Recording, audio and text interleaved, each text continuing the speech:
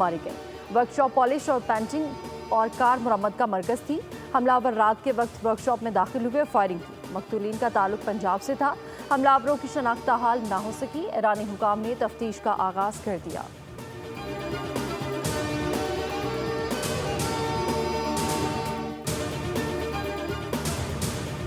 वज़ीर ख़जाना मोहम्मद औरंगज़ेब ने वज़ीर आज़म की जानिब से आइंदा चंद माह में खुशखबरियाँ सुना दी। कहा कि 24 कौमी इदारों की निजकारी और तनख्वाहदारों पर टैक्स का बोझ कम करेंगे।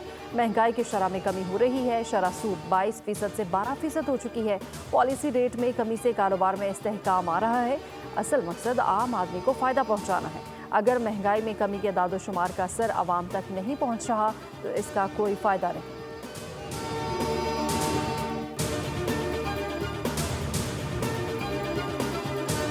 और PSL मैच में मुल्तान सुल्तान्स ने कराची किंग्स को 235 रन का टारगेट दे दिया।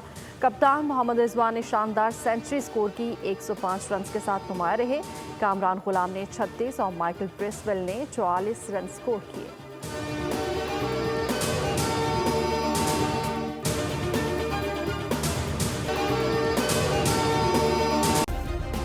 सब्सक्राइब करें और बेल दबाएं ताकि कोई खबर रह न जाए।